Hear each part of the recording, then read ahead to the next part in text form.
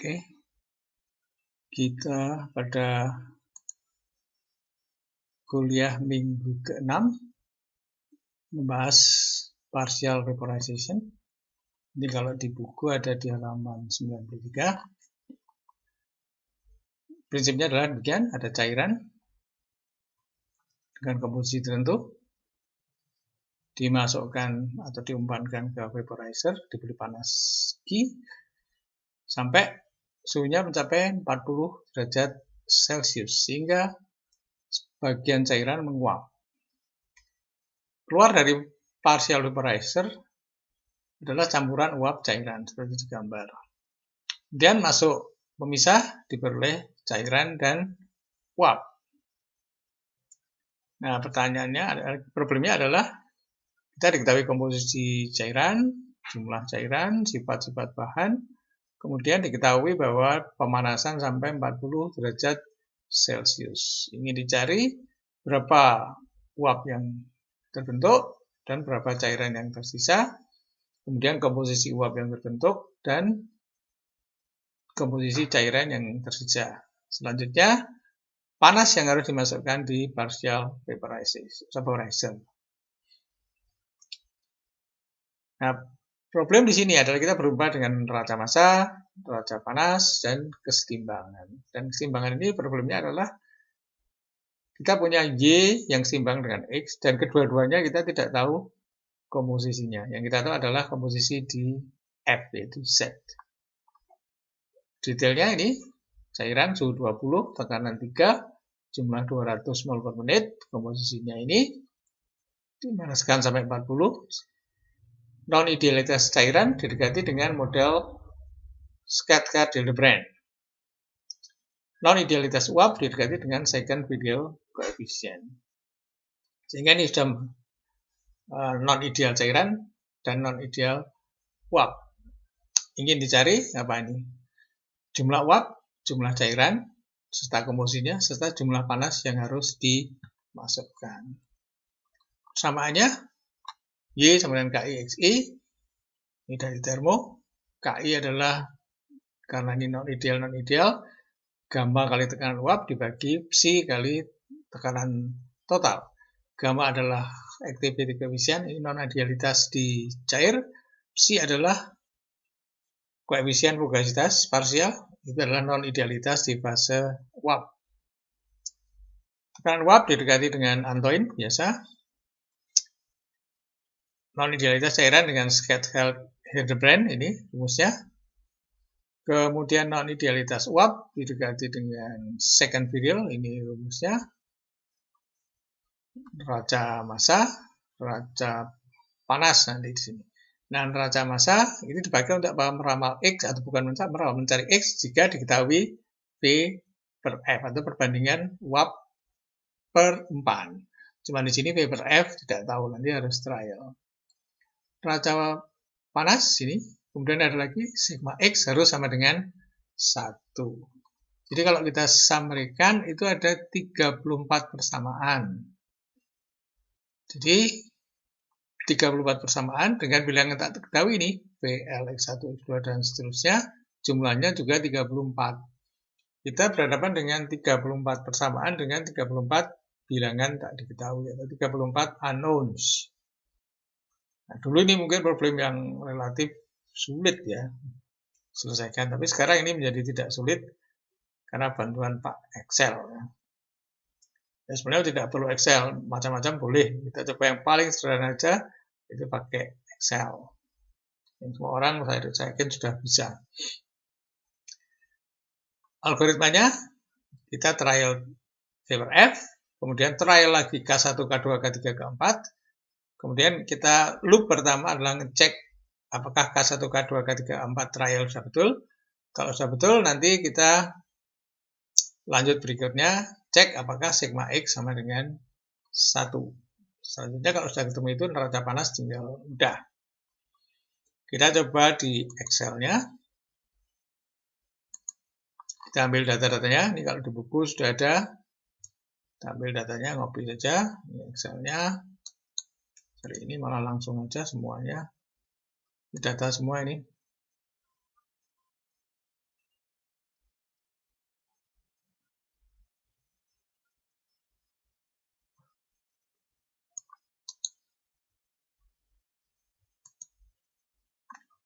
masukkan ke sini. Ini data-datanya. Belum selesai, masih ada yang harus di copy dari sana. Ini adalah parameter-parameter termodinamik yang dengan mudah bisa cari di pustaka untuk kasus ini.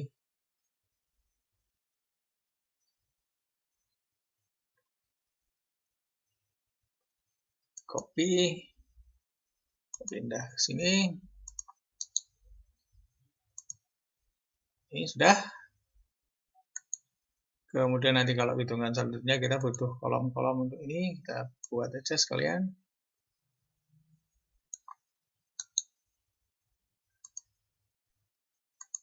Kita siapkan untuk mencari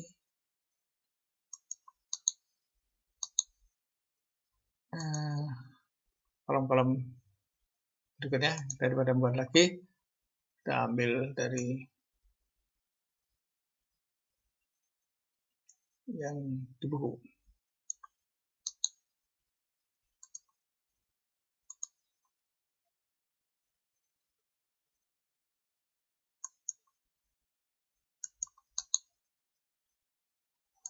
Yap, ambil lagi yang ini.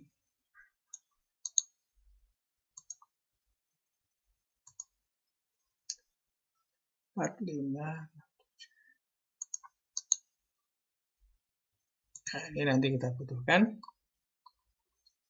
Nah, supaya nanti gampang kita ingatnya, ini komponennya kita pindah supaya jelas baris satunya apa, duanya apa.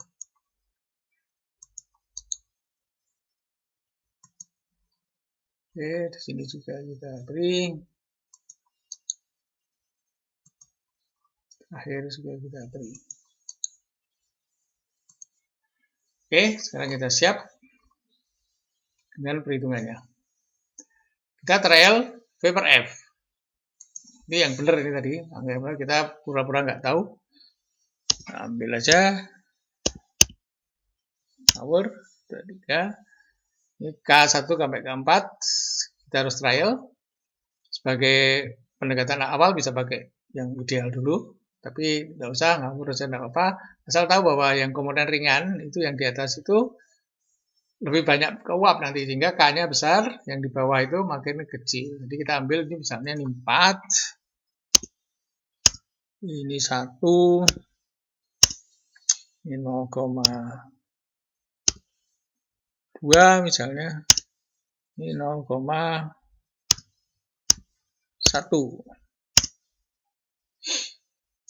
Bagian atas lebih besar dari 1, bagian bawah kurang dari 1. Oke. Sekarang mulai. Kita hitung dulu B. Di rumus yang mana ini? B itu ini.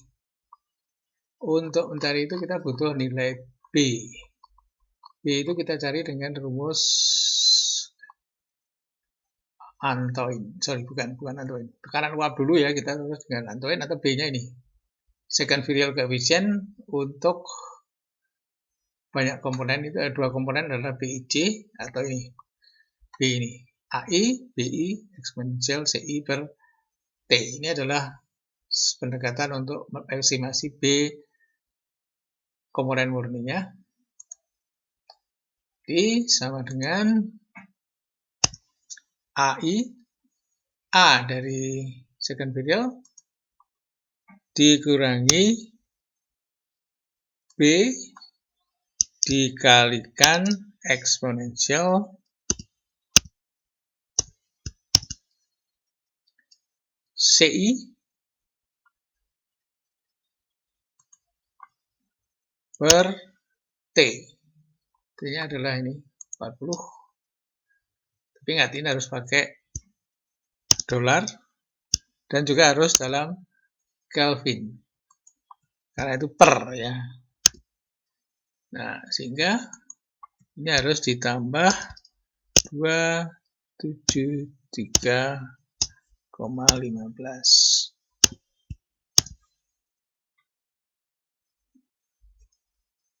Kurang 1 saya kira. Kita cek rumusnya dulu. Ada lagi, ya betul. Ini BI, AI, min B eksponensial, ya min B. Kita sudah pakai min B.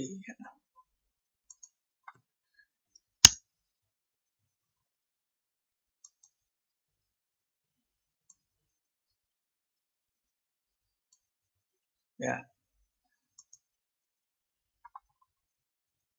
Sekarang ada itu AI F 8 plus kurangi B G 18 eksponensial H per T eksponensial C per T. T-nya adalah B7 pakai dolar plus 23,15. Ini tapi kok tandanya minus, sebentar, mungkin saya salah ya, rumusnya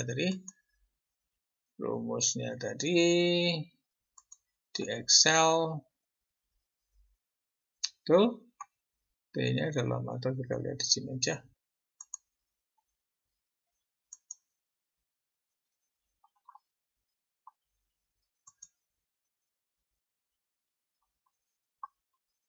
Oh, minus betul, sudah. Jadi ini sudah betul. Ya. Karena kita mencari tekanan uap murni. Apa itu? Antoin. 10 pangkat AI Antoin min BI Antoin bagi T ini harus pakai dolar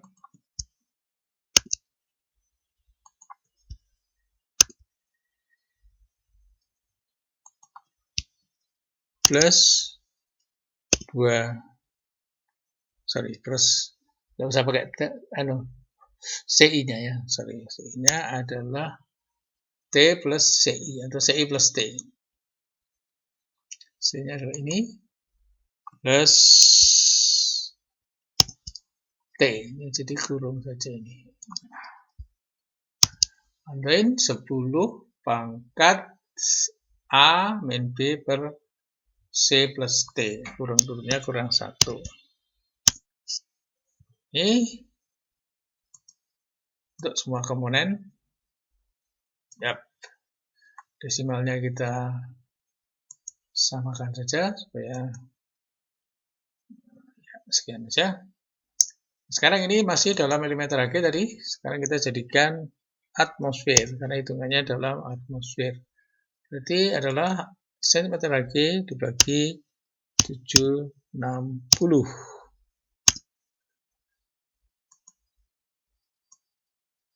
Ya, ini adalah PI 0. Satu lagi mungkin desimalnya. Ya. Sekarang kita hitung XI.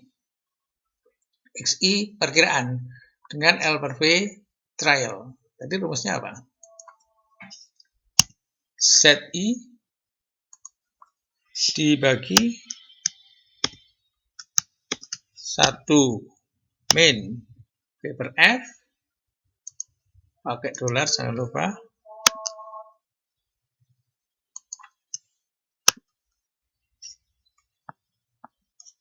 kurung tutup plus V per F lagi dolar lagi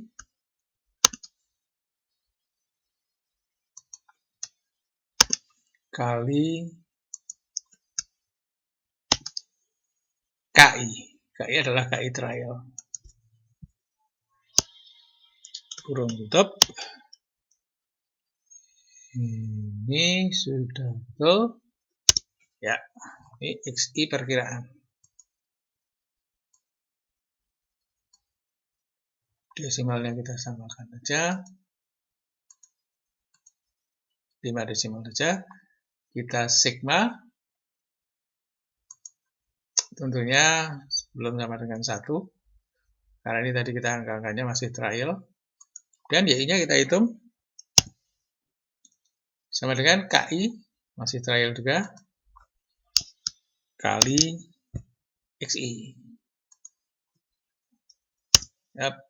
Untuk semua komponen,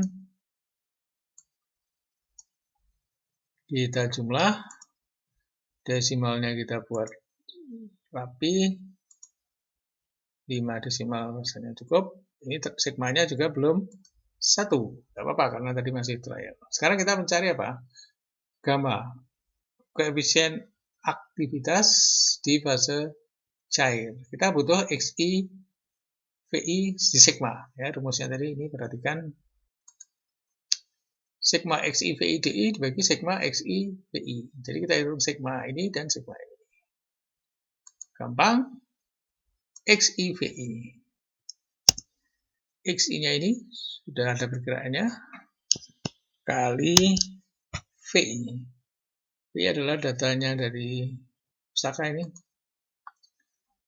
Oke, untuk semua komponen kita jumlah, desimalnya kita samakan saja. Ya. Kemudian XI, VI, DI. Sama dengan XI, VI kali DI. DI adalah ini.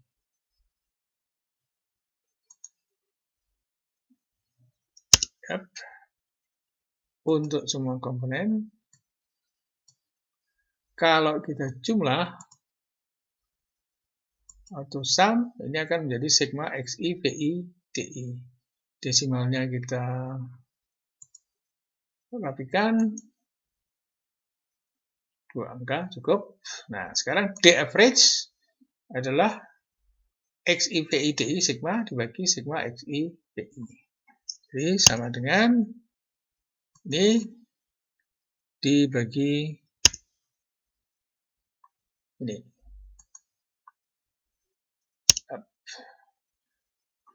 Oke, sekarang kita menghitung gamma. Gamma itu rumusnya ini tadi. Eksponensial VI per RT delta I min delta average kuadrat. Delta average itu yang mana? Ini delta average. Jadi sama dengan eksponensial VI per RT. VI adalah ini. Kurung dulu aja. Gampang ingat-ingatnya. VI per R. R kita sudah siapkan dari sini. R, tapi harus dalam dolar. Karena ini fixed position. Bagi T. T adalah 40, tapi harus dalam dolar dan dalam Kelvin.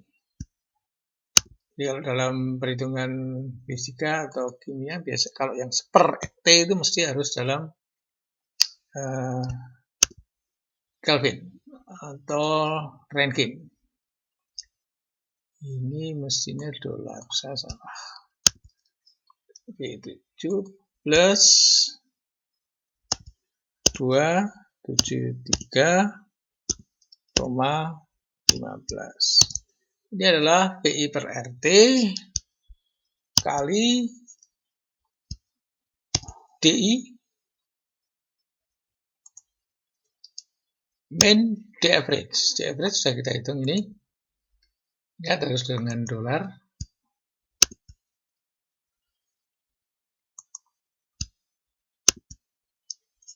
Oke. Kurung tutup pangkat 2. Jadi rumusnya pangkat 2.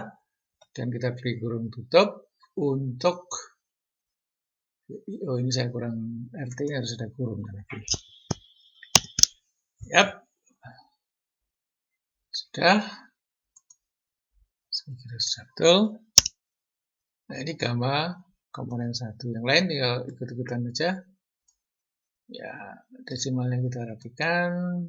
5 angka di belakang koma saya kira sudah cukup. Oke, sementara ini sesi 1, nanti kita sambungkan dengan video kedua untuk menghitung B1J dan seterusnya. Supaya nanti pada mengirim lewat email atau WA nanti tidak usah terlalu panjang filenya. Oke, kita akhiri bagian pertama ini, kita save dulu ini.